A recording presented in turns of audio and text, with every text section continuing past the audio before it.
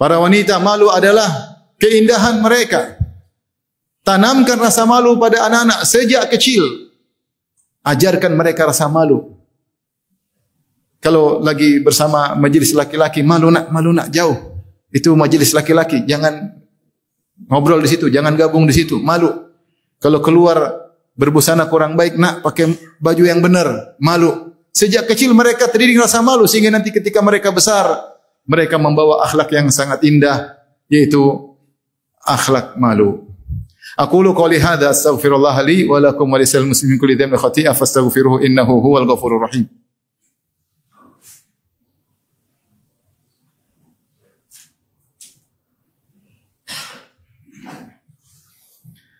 Alhamdulillahi ala ihsani wa syukru lahu ala taufiqihi wa amtinani wa asyhadu an la ilaha illallah wahdahu la syarika lahu ta'ziman li sya'ni wa asyhadu anna Muhammadan abduhu wa rasuluhu da'ila ridwani. Allahumma salli alaihi wa ala alihi wa ashabihi wa ikhwani.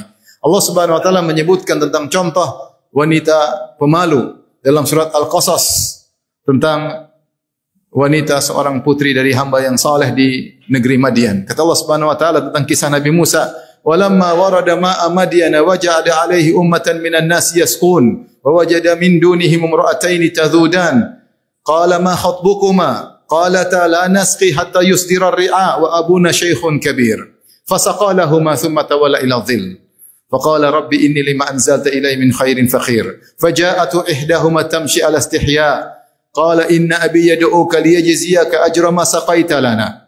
Ketika Nabi Musa alaihissalam kabur dari Mesir karena ingin dibunuh oleh Fir'aun dan bala tentaranya, maka dia berjalan dengan jalan yang sangat jauh, ratusan kilo, dari benua Afrika menuju benua Asia, dari Mesir menuju Madian yang terletak di benua Asia. Sampai di sana dia bertemu dengan sumur milik penduduk di kota Madian. Tiba-tiba orang-orang sedang mengambil air dari sumur tersebut, ternyata ada dua wanita yang menahan-nahan kambing mereka untuk tidak ambil air.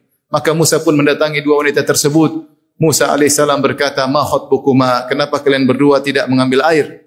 Apa jawab kedua wanita tersebut? Qalata la nasqi hatta yusdira ri'a. Kami tidak mungkin ambil air kecuali setelah bapak-bapak laki-laki kaum lelaki pergi dari sumur, baru kami akan ambil.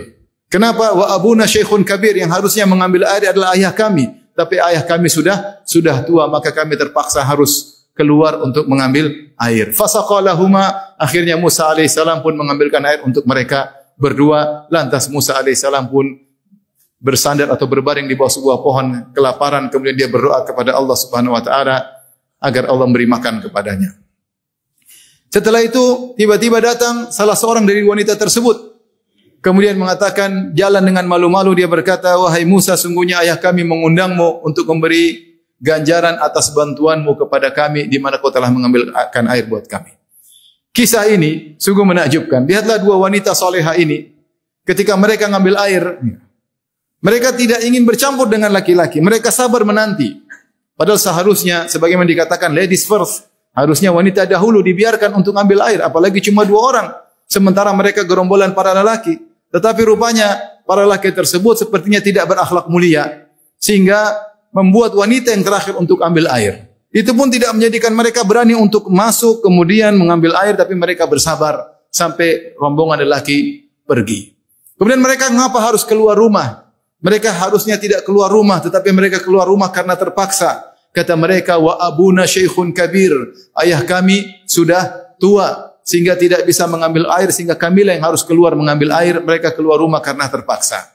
Dan ketika mereka ngobrol dengan Musa alaihissalam cuma secukupnya, Musa alaihissalam berkata, "Ma khatbukuma?" Ada apa dengan kalian berdua? Mereka jawab dengan jawaban yang singkat, "Kami tidak akan ambil air, berikhtilat, bercampur dengan para lelaki pergi lebih dahulu, kami datang karena bapak kami sudah tua." Jawaban singkat padat, tidak berpanjang lebar dengan lelaki asing seperti Musa alaihissalam. Lihatlah bagaimana rasa malu dua wanita ini, tidak bercampur baur dengan para lelaki, bersabar demi menjaga kehormatan mereka. Berbicara dengan lelaki dengan secukupnya. Setelah itu Nabi Musa alaihissalam bernaung di bawah sebuah pohon, minta kepada Allah kan diberi makan karena dia sangat lapar. Telah berjalan jauh dari benua Afrika menuju benua Asia, dari Mesir menuju ke Madian. Kemudian Allah sebutkan bagaimana salah seorang dua wanita tersebut datang dengan penuh malu-malu. Kata Allah, "Faja'athu ihdahuma tamshi ala istihya." Maka datanglah salah seorang dari dua wanita tersebut, dengan berjalan dengan penuh rasa malu. Tamshi ala istihya. Malunya sampai terlihat kepada cara jalannya. Bahkan sebagian ulama mengatakan ala istihya yaitu malunya benar-benar dia selalu memiliki sifat malu. Ya. Bukan mengatakan faja'atu ihdahuma mustahiyah, datang dengan malu, tapi ala istihya, di atas rasa malu. Seakan-akan rasa malu adalah sifat yang sudah bercokol dalam sifat wanita tersebut. Umar bin Khattab radhiyallahu anhu ketika menafsirkan ayat ini beliau berkata qailatan bi thawbiha ala wajhiha laysat bisalfa'in kharraja wallaja. Dia datang menuju Nabi Musa dengan malu-malu sambil menutup wajahnya. Padahal ketika itu di zaman itu wajah tidak harus ditutupin, tapi dia malu. Dia tutup wajahnya sambil berjalan dengan penuh malu. Laysat bisalfa, dia bukan wanita yang salfa. Salfa artinya berani. Kalau ngobrol sama laki-laki berani, ketemu laki-laki berani. Jariah tidak. Tapi dia pemalu, kharraja wallajah, bukan wanita yang suka keluar rumah tanpa ada keperluan. Maka dia keluar karena terpaksa dan dia mengatakan kepada Musa, dia mengatakan inna abi yad'uk. Wahai Musa, sungguhnya ayahku mengundangmu. Undangan bukan dari saya, undangan dari ayahku. Tujuannya apa dia jelaskan? Inna abi yad'uka liyajziyaka ajra ma saqaita lana, untuk membalas, memberimu ganjaran atau upah karena kau telah bantu mengambilkan air buat kami. Jelas. Karena kalau dia mengatakan kemarilah Musa, akan timbul banyak pertanyaan, kenapa dipanggil oleh seorang wanita? Yang undang bukan saya, yang undang bapak saya. Terus buat apa? Akan timbul pertanyaan, buat apa diundang? Maka dijelaskan untuk memberi upah kepadamu.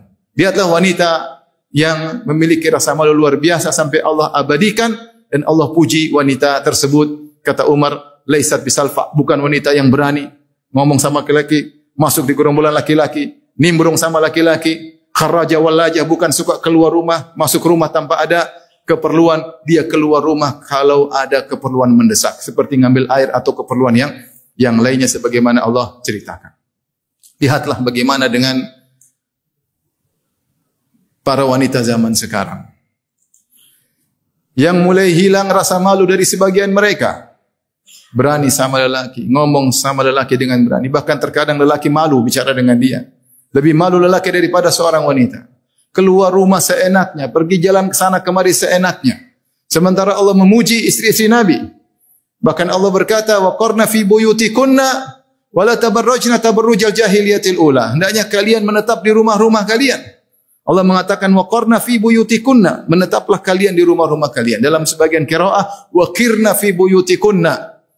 Maknanya yaitu menetaplah dalam rumah kalian wahai istri-istri Nabi. Bahkan Allah menisbahkan rumah kepada kepemilikan istri-istri. Hendaknya kalian menetap di rumah-rumah kalian. Padahal rumah-rumah tersebut rumah-rumah milik Nabi. Tetapi Allah nisbahkan rumah tersebut kepada wanita agar mereka merasa nyaman. Itu rumah-rumah kalian. Wa qarna fi buyutikunna. Wanita yang menetap di rumah, tidak keluar kecuali ada keperluan mendesak. Inilah wanita yang mulia. Maka wa qarna fi buyutikunna diambil dari 3 makna. Sebagian ahli tafsir mengatakan maknanya qarar yaitu menetap. Sebagian ulama mengatakan makna dari waqar yaitu mulia. Sebagian ulama mengatakan yaitu qurratul ain, bahagia. Jadi siapa wanita yang sering di rumah, tidak keluar seenaknya, maka dia akan menjadi wanita yang bahagia. Dia akan menjadi wanita yang dimuliakan, tidak direndahkan oleh para lelaki. Dia akan menjadi wanita yang salehah. Bahkan keberadaan wanita di rumah, kalau niatnya karena Allah, maka argo pahala akan jalan baginya. Kita harus ajarkan ini kepada putri-putri kita, pada istri kita, bahwasanya wanita yang terbaik yang sering di rumah tidak keluar kecuali kalau ada keperluan. Ajarkan rasa malu agar mereka mulia di sisi Allah Subhanahu wa taala, kemudian mulia di sisi manusia.